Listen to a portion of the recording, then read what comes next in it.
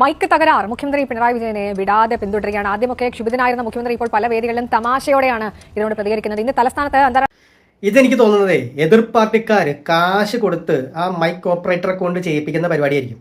അല്ലെങ്കിൽ ഇങ്ങേര് പോകുമ്പോൾ മാത്രം ഈ മൈക്ക് എന്താ ഇങ്ങനെ പെരുമാറുന്നത്, ഈ സൗണ്ട് സിസ്റ്റം എന്തായാലും ഇങ്ങനെ പെരുമാറുന്നത്, മൈക്കിന് ഇങ്ങോട്ട് വല്ല വിരോധമുണ്ടോ, അതോ സ്ഥിരമായിട്ട് മൈക്കിൻ്റെ മുന്നിൽ നിൽക്കുമ്പോൾ വല്ലപ്പോഴും സംഭവിക്കുന്ന ഒരു കാര്യമായതുകൊണ്ടാണോ? പക്ഷെ നമ്മൾ കുറേ തവണ കണ്ടിട്ടുണ്ട്. എന്തായാലും വീണ്ടും സംഭവിച്ചിരിക്കുന്നു. പക്ഷേ I doubt that mike operator ഗൈ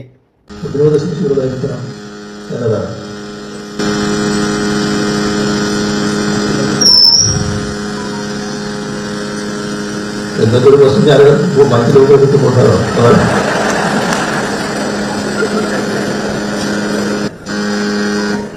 ഇതിപ്പോൾ എന്താ സംഭവം? എൻ്റെ കണ്ണുകൾ എനിക്ക് വിശ്വസിക്കാൻ പറ്റുന്നില്ല. കാലത്ത് നോക്കുമ്പോൾ KSUക്കാരെ SFIക്കാരെ പോലെ പെരുമാറി പോലീസുകാരുടെ നെഞ്ചത്തിട്ട് കയറുന്നു, വണ്ടി തടയുന്നു, പ്രശ്നങ്ങൾ ഉണ്ടാക്കുന്നു, തല്ലിപ്പൊളിക്കുന്നു. സാധാരണ സംഭവിക്കാത്തതാണ്.